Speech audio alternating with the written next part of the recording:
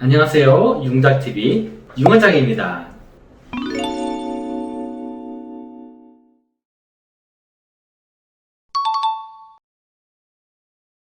안녕하세요. 융원장입니다. 오늘은 눈썹파 거상술 할 때 이 피부 절제를 눈썹 앞까지 균일하게 해야 되는 이유에 대해서 설명드릴까 합니다. 최근 영상 매체를 통해서 성형수술에 대한 좋은 정보들이 많이 제공되고 있는데요. 그 중에서는 오히려 환자들에게 혼선을 줄 수 있는 그런 정보들도 간혹 있더라고요. 눈썹파 거상술에 대한 정보 역시 좀 그러한 면이 있는데요. 그러다 보니까 제가 상담을 할 때 그런 잘못된 정보 또는 혼선을 줄 수 있는 정보를 보신 환자분들께서 많이 헷갈려 하시는 경우가 종종 있어요. 이 눈썹파 거상수술에 대한 오해 중에 하나가 이 거상술은 이 눈썹 바깥쪽 위주로 피부를 올려야 된다 라고 알고 계신 분들이 많은데요. 나이가 들면 조직이 이렇게 느슨해지면서 전체적으로 처지게 돼요. 이 처지는 거는 이마부터 시작해서 이렇게 처져서 눈썹과 눈꺼풀까지 같이 처지고 그 결과 이 눈두덩이가 불룩해지는 거죠. 그런데 이런 처지는 모습을 보면 눈썹의 바깥쪽이 더 처지게 되니까 그림과 같이 삼각형 눈으로 돼요. 나이가 들어서 생기는 모습을 사진으로 보면 설명드린 대로 이마부터 처지게 된 조직들이 눈썹 아래로 처지게 되면서 눈썹도 내려오고 이 눈두덩이가 불룩하게 돼요. 이 불룩하게 될 때는 이 바깥쪽이 좀 더 많이 처지기 때문에 삼각형 눈이 되면서 바깥쪽으로 많이 처지게 되죠. 눈썹파 거상수술은 이렇게 처진 조직을 잘라서 위로 올려주는 건데 눈썹 밑 바로 밑에서 조직을 자르고 이 위를 올려줘서 이 처진 거를 교정해주는 그런 수술인데 이 바깥쪽이 많이 처지다 보니까 앞서 이제 말씀드린 대로 이 바깥쪽을 위주로 이렇게 디자인해서 이제 수술을 많이 하거든요. 사진을 좀 볼게요. 눈썹파 거상술을 디자인할 때 많은 병원에서 지금 이런 그림과 같이 디자인해서 수술을 많이 해요. 이렇게 디자인하는 이유는 조직이 처지면서 바깥쪽이 주로 처지니까 삼각형 눈이 되고 더 많이 처져 있는 바깥쪽 피부를 올리기 위해서 이렇게 디자인들을 많이 하죠.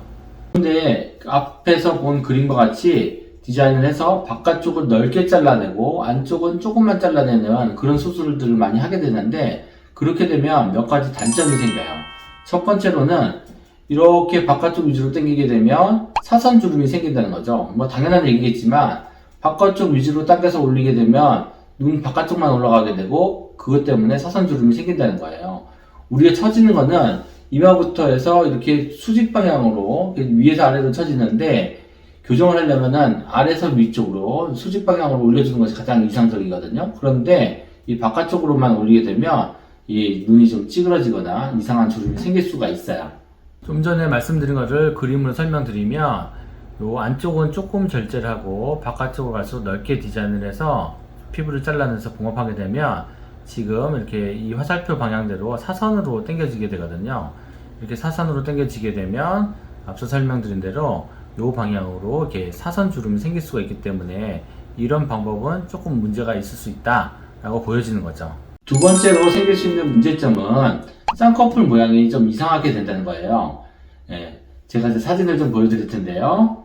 이 첫 번째 사진은 눈썹 바깥쪽 위주로 거상을 한 사진이고요. 이 두 번째 사진은 눈썹 앞쪽까지 이제 다 골고루 거상을 해줬던 그런 사진이에요. 첫 번째 사진을 보면 눈썹 앞쪽은 거상을 하지 않기 때문에 여기에 흉터가 없고 수술 자국이 없죠.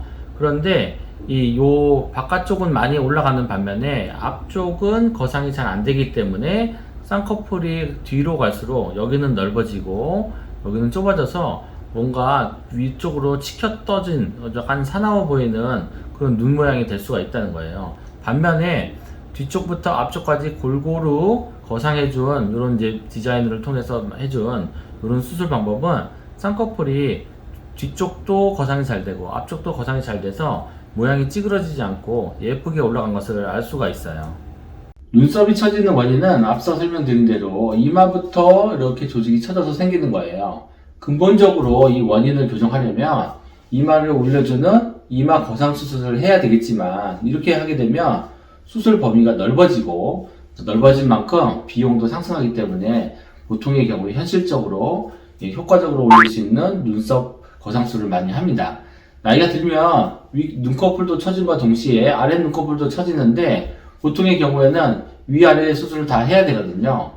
그런데 여기다가 이마 거상 수술까지 하게 되면은 비용 부담이 좀 많이 올라가고 수술 범위가 넓어지기 때문에 보통의 경우에는 요 눈에서 해결하는 경우가 많아요. 또 일부 병원에서는 이 눈썹 앞쪽을 거상을 하게 되면 흉터가 많이 보인다 라고 설명하기도 하는데 사실 수술을 정교하게 하면 흉터는 거의 잘 안 보이게 돼요. 제가 흉터에 관한 설명은 과거 2편의 영상을 통해서 이미 설명드린 바 있으니까 궁금하신 분들은 과거 영상을 참고하시면 좋겠습니다. 혹시 못 보신 분들을 위해서 제가 다시 한번 수술 후에 흉터가 어떻게 되는지에 대한 사례를 좀 보여드릴게요.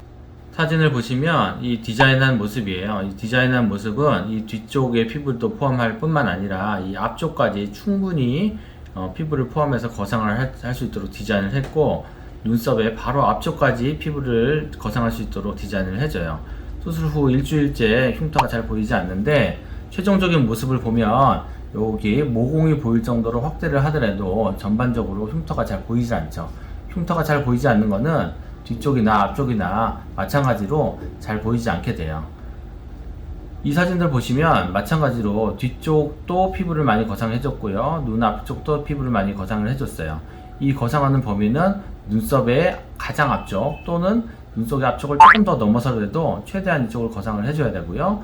수술을 하고 나면 이제 수술 자국이 눈썹을 지나서 이 앞에까지 살짝 보이는 게 보이죠. 그런데 최종적인 결과를 보면 이렇게 모공이 보일 정도로 크게 확대를 한다 하더라도 이 앞쪽까지 흉터가 거의 잘 안 보이는 것을 알 수가 있어요.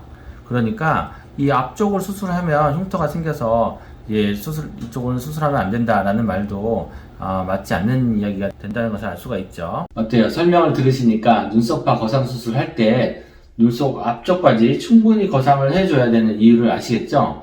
앞서 설명드린 대로 같은 눈썹파 거상술이라도 디자인을 어떻게 하느냐, 봉합을 어떻게 하느냐에 따라서도 결과가 많이 달라질 수가 있어요.